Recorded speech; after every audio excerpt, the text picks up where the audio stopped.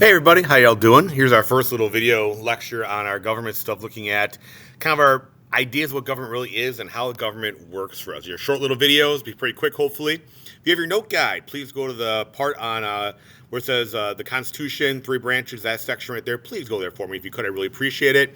We'll see some big terminology that you guys need to know, looking at some of the ideas that are present in here, okay? So let's start after looking at our Constitution. First off, what is this thing? Why do we have it? So, basically, a constitution is this. A constitution, like we have here, is a document that sets up a government, okay? So it's a set of basic principles and laws that tell what the government can do. If you think laws are what you can and cannot do, a constitution is what the government can or cannot do. And that's how it's set up that way, okay? And so it's basically this idea of base tells the government, you can do this, you can't do this, you can do this, you can't do this, how it's set up, all those kind of pieces, okay? Think of this as a giant balancing act, in essentially, okay? The hard part of the Constitution is how do you make sure that everyone has their personal rights taken care of, rights of your body, your property, your ideas, all that kind of stuff, as well as protect the general welfare of all people. So essentially, we have to make a deal. The deal here says that we are going to make laws that help protect everyone, okay, but might infringe on some minor rights we have, okay? You have a right to, I don't know, drive how you want to drive, right? Driving is always a good example. Well, it's not a right to drive unsafe because you're going to take away other people's rights then as well. If you speed, drive drunk, those kind of things, you're going to hurt somebody else and take away their rights. Then you can say you have a right to do it. So the idea is that we're making sure everyone kind of stays safe, but taking away some minor things that way. We're looking at free speech. You cannot threaten somebody and call it free speech. Yeah, you have a right to speech and opinions, but you can't threaten people as that takes away their rights to safety then. And so it's really a balancing act between those two ideas. So here's this really agreement we have, all right? Here's our agreement we do, and here's some of the rights and responsibilities, hint, hint, hint, that is on your guide you have to know here, okay? First off, rights are things that everyone has, doesn't matter who you are. As a citizen, or even as a legal representation here in the country, you have these rights. They cannot be taken away. You have right to life, live how you want to live, work the job you want to do, all that kind of stuff. People cannot take away your life, right? They can't kill you. They can't tell you how to live your things, that situation once you're 18, I guess, okay? How you express yourself, education you get, that is all your choice, okay? You have liberty, freedoms to move, to travel, religion, express yourself, all those kind of ideas, okay? Do things that nobody can take away from you. You can do that if you want to do it, okay? You also have the idea of property and pursuit of happiness. You can own your own stuff, have an opportunity to try a career, get education, speech, assembly, all those kind of things. Do what makes you happy.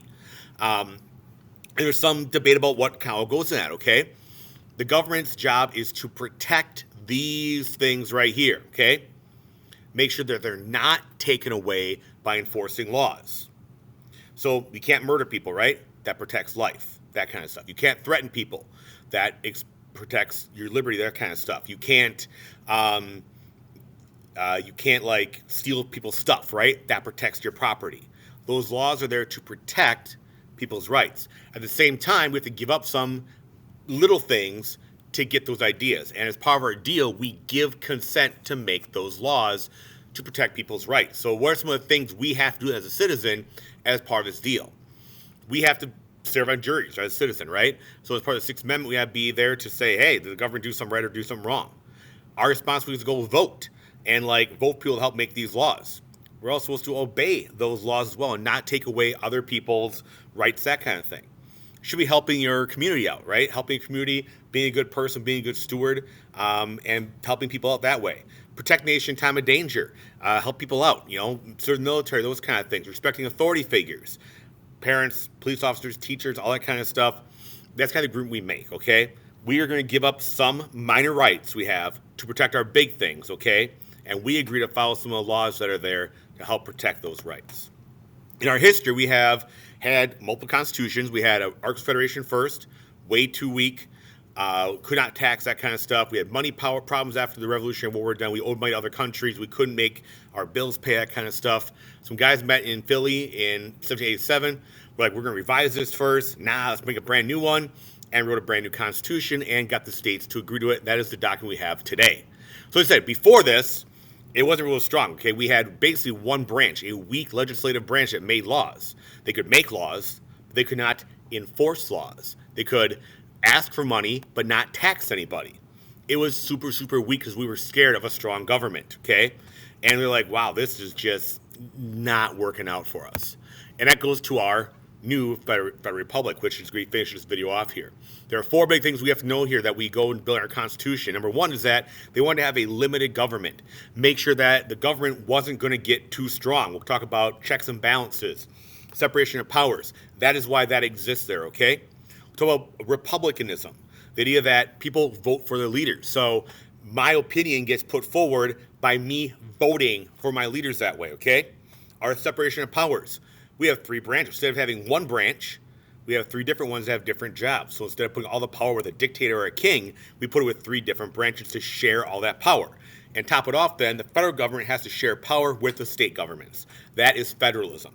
And that's the way we help to limit this government power.